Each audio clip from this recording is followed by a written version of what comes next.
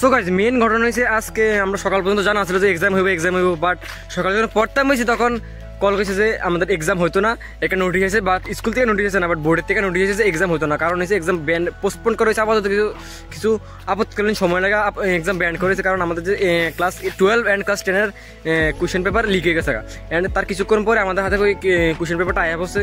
So guys তার লাগে আমাদের এক্সাম আপাতত পোস্টপোন আছে। তারপরও স্কুলে স্যারে কইছে যে এখন আমাদের থেকে তো নোটিশ দেওয়া হয়েছে না, তোমরা স্কুলে আসো। তো সব ত্রিপুরা সব স্কুল নোটিশ দেওয়া ছিল বাট আমাদের স্কুলে শুধু নোটিশ দিচ্ছে না, কেন কিছু জানি না। সো স্কুলে গেলাম, যাওয়ার পরে যে কইছে যে স্কুল এক্সাম হতো না, নেক্সট ডেটে করে দিয়েছে, পোস্টপোন করা হয়েছে আপাতত।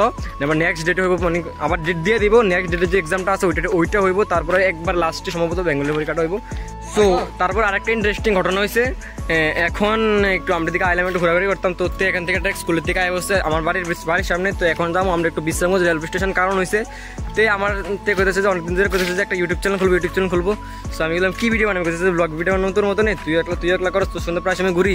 বললাম যে ঠিক আছে ব্লগ ভিডিও বানানো অসুবিধা নেই, আমি তো তোর আসি সাপোর্ট করে আমি সব কিছু। সো মেন কথা হচ্ছে আজকে এখন তাদের বিশ্রামগঞ্জ লইছে, তোর ফার্স্ট ব্লগটা শ্যুট করবো, দেখি কি হয়। সো তোমরা অবশ্যই সাথে থাকবা। তো দেখা হচ্ছে ওই ফার্স্ট ব্লগে, এই ভিডিওটা কন্টিনিউ করতেছি না, তো দেখা হচ্ছে ওই ব্লগটাতে।